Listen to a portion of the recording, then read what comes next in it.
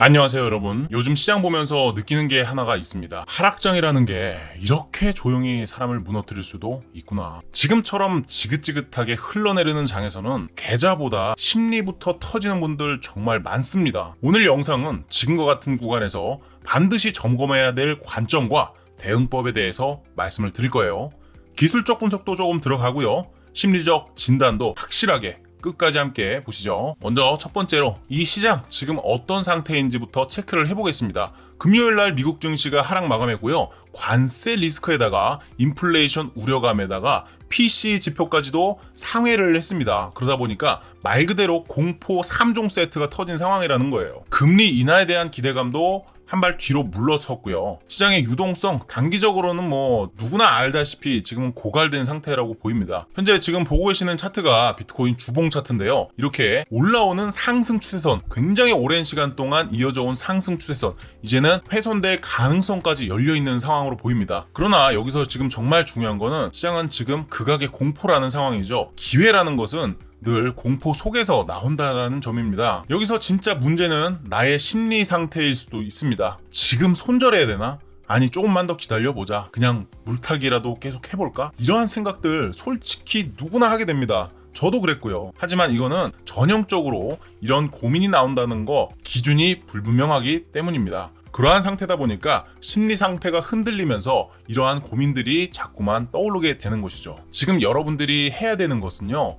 반등보다도 중요한 게 내가 왜 이 시점에서 들어갔을까? 그럼 어디에서 빠져나와야 될까? 이러한 부분들을 냉정하게 분석해보는 겁니다. 사실상 대응 전략 단순합니다. 너무 복잡하게 들어갈 필요도 없어요. 자, 기준이 있다면 분할로 대응을 할 수가 있고요. 기준이 없다면 현금을 어느 정도는 확보를 해야 됩니다. 정확하지 않습니까? 지금처럼 하방 압력이 많은 장에서 여러분들 비트코인 하나만 가지고 계시는 거 아니잖아요. 알트코인들도 여러 개 있을 거고 비트코인에도 돈이 많이 들어가 있는 상태이실 겁니다. 그러면 비트코인, 알트코인 모든 종목을 통틀어서 하나의 종목이다라고 생각을 하고요. 내 전체 포트폴리오 리스크를 본다고 생각하세요. 모든 종목을 개별적으로 보는 게 아닙니다. 전체 포트폴리오로 생각을 하고요. 비중을 10%든 20%든 줄여내는 것이 대응 포인트입니다. 예를 들어서 여기서 더 하락할 것이다 라고 생각한다면 알트코인들은 비트코인보다 더 많이 빠질 수가 있단 말이죠. 근데 만약에 여러분들 여기서 반등이 나온다 라고 생각하면은 지금처럼 현금 비중이 좀 부족한 상태에서 좀 버텨볼 수는 있겠지만 만약에 여기서 이렇게 추가로 이탈이 나와서 이 채널링을 완전히 훼손시켜 버린다. 그러면 그때는 되돌릴 수가 없어요. 현물이라면 모를까. 만약에 선물 포지션을 들고 있는데도 무작정 그냥 버티기로 돌입한다라는 것은 결국에 청산 리스크에 노출될 수밖에 없는 상황이라는 것입니다. 그래서 대응 전략은 단순합니다. 현금 비중이 조금이라도 만들어져 있어야 돼요. 자, 그런데 여러분들 솔직히 말해서 지금 현금 여력이 많은 분들이 생각보다 많이 없을 겁니다. 왜 그러냐면 오랫동안 시장이 질질거리면서 하락을 했고 알트코인들은 비트코인 대비 훨씬 더 많은 폭의 하락을 겪었기 때문이에요. 물타기 계속 해보셨을 거 아닙니까? 물타기. 이쯤 되면 오르겠지. 이쯤 되면 오를 거야. 했는데 계속 빠져버린 상황이란 말이에요. 그러다 보니까 현금 비중, 총알이 많이 없는 상황일 가능성이 높습니다. 그래서 저는 전체의 포트폴리오를 이거 하나하나 개별적으로 보는 게 아니라 이 전체를 하나로 보고서 비중을 5%든 10%든 20%든 줄였다가 현금 비중을 좀 확보해 놓고서 이 중에서 더 가능성이 높은 종목으로 비중을 조율하는 그러한 전략이 필요하다라고 생각을 하는 거예요. 여러분들 보통 물타기 하실 때 가격이 이렇게 빠지는 과정에서 계속 찔끔찔끔 물타기 하면서 평단가를 낮춰보셨을 겁니다. 근데 여기서 반등이 나와가지고 내 평단까지 올라오면 땡큐인데 만약에 그렇지 않고 평단까지도 올라오지도 못하고 여기서 또 막혀가지고 또 내려간다. 이러면은 그냥 물려있는 상태가 익숙해지는 상황밖에는 안 돼요. 물리는 것에 너무 익숙해져 버리면은 그때부터는 이 대응이라는 관점 자체를 상실해버릴 수가 있거든요.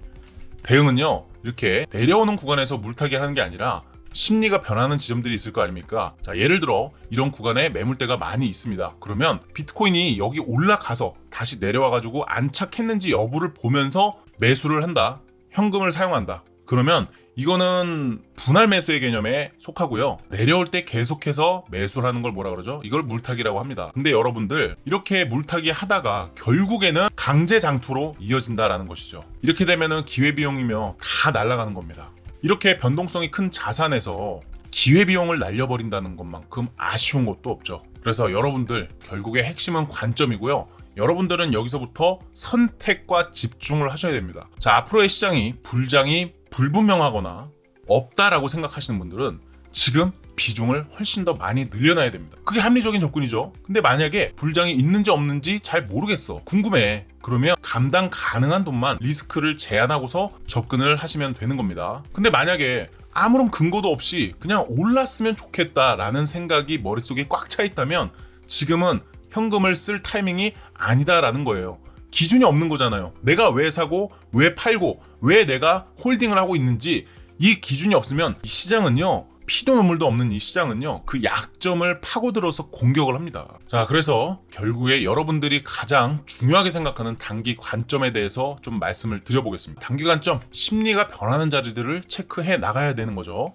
첫 번째로 CME 갭 차트를 보고 있습니다. CME라는 것은 시카고에 있는 상업거래소죠. 비트코인 선물이라든지 옵션 거래를 취급하는 기관입니다. 이 CME 갭이 형성되었다는 건 그만큼 다시 그 갭으로 올라갈 확률이 상당히 높다라는 것을 의미합니다. 간단하게 과거 사례를 보면은 여기서도 CME 갭이 생겼었죠. 그리고 나서 내렸다가 올라와서 이 CME 갭을 해소를 해줍니다. 그리고 이 구간에서도 CME 갭이 생겼죠.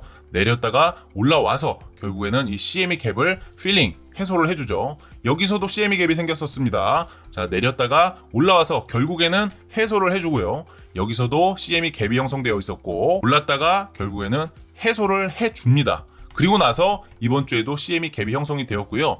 다행히도 이 CME 갭은 상단에 형성이 되어 있습니다. 82.9K에서 83.8K 정도 수준에 형성이 되어 있는 CME 갭인데요. 결국에는 내려온다고 해도 다시 올라와서 이 CME 갭을 해소해주는 그런 국면으로 오긴 올 겁니다. 다만 그 시간은 예측의 영역을 벗어난 상태죠. 그렇다면은 어떤 뷰로 시장을 봐야 되느냐, 이것이 관건이 될 텐데, 자, 이렇게 4시간 차트를 보면은 어느 정도의 박스권이 크게 보입니다. 여기서 확인해 볼 수 있는 것은 첫 번째로 3탭 3바닥을 확인할 수가 있는데요. 자, 3탭 셋업에 대해서 말씀드리자면 여기서 첫 번째로 스윙 포인트 폼이 형성이 됩니다. 그 다음에 그 스윙 포인트를 수입해주는, 여기서 유동성을 흡수한 구간이 됩니다. 따라서 가격이 내려왔을 때 해당 구조를 강력하게 이탈하는 게 아니라면 결국에는 반등을 한다라는 개념인데요. 이렇게 보시면은 3탭이 된다라는 것이죠. 여기서 로우 저점이 형성되고요. 저점을 수입합니다. 그 다음에 마지막으로는 여기서 로우 리테스트라고 해서 이 세 번째 유동성을 흡수하면서 올라가는 그러한 구조가 형성된다라는 거예요.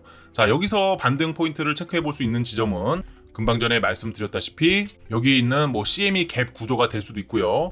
만약에 CME 갭 구조까지 돌파를 했다 그러면 해당 고점을 다시 한번 테스트를 해볼 수가 있는 겁니다. 여기서 강력하게 올라간다면 역시나 95K 수준 박스권 상단 언저리까지도 상승 가능성이 나타날 수 있다라고 생각을 할 수가 있고요. 일단 중요한 거는 이 3탭하고도 중첩되는 근거가 있잖아요. 방금 제가 말씀드렸던 해당 큰 추세, 큰 상승 추세에 가까워졌다라는 것이죠. 이러한 구간 자체는 상당히 많은 유동성이 몰려있는 디맨드 존으로 작용할 가능성이 높기 때문에 이런 구간에서 가격이 하락할 때 매수로 접근을 해본다면 나쁘지 않은 선택이 될 가능성이 높다라고 생각을 하고요. 그렇다면 3탭 셋업도 무효화가 되면서 이 채널까지 무효화가 되는 가격은 앞에 있는 저점일 겁니다. 76,000달러를 훼손하면은 결국에는 그때는 어느 정도 리스크 관리를 하면서 시장을 봐야 된다라는 것이 되겠죠. 자, 그리고 제가 서두에 뭐라고 말씀드렸습니까? 오늘 심리를 좀 점검할 것이다 말씀드렸어요. 여러분들 솔직히 말씀드려서 여기서 지금 매수 버튼에 적극적으로 손이 나가시는 분들 계십니까? 저는 그래서 이번에 만약에 상승이 나온다면은 생각보다 강력하게 나타날 수 있다라고 생각을 하고 있어요. 차트는 사실 잡기예요. 나의 심리를 유지하기 위한 수단으로 볼 수도 있지만 잡기라고 생각합니다. 더 중요한 것은 지금 시장의 심리를 읽으면서 개인 투자자들 정서에 맞는 그러한 가격까지 올 것이냐, 이게 사실 중요한 거잖아요. 지금 그렇다면은 심리적으로 개인 투자자들에게 맞는 정서의 가격이 전혀 아니다, 매수 버튼에 손을 올리기가 어려운 시장이다 라는 거죠. 더 쉽게 말해서 예를 들어 3,000불에서 4,000불 가까이 반등이 나왔다고 칩시다. 그러면 시장 심리가 한순간에도 변합니다. 이거 찐반이 나오는구나, 라는 생각들이 머릿속에 유입됩니다. 그러나 지금 개인 투자자들의 심리, 위에 촘촘하게 건설된 그런 저항대들이 너무나 많습니다. 그렇기 때문에 오르면 또 빠질 거야. 오르면 당연히 빠지겠지.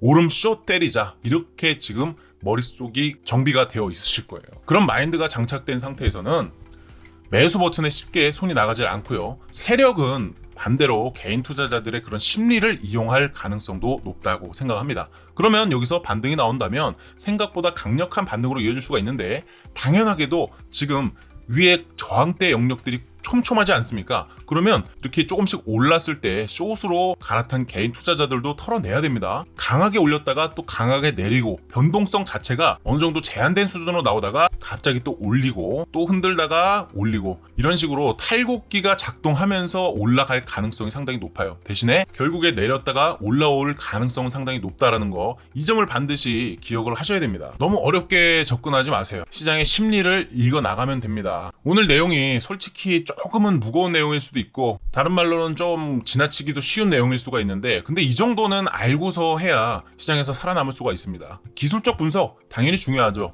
근데 결국에는 심리에서 승부가 갈라집니다. 비트코인이 하락하는 과정에서도 준비된 사람은 언제나 강합니다. 오늘 영상 도움이 되셨다면 구독 버튼 꼭 부탁드리고요. 시황은 매일 업로드 해드릴 예정이니까요. 알람도 함께 켜두시길 바랍니다. 감사합니다. 윤현성이었습니다.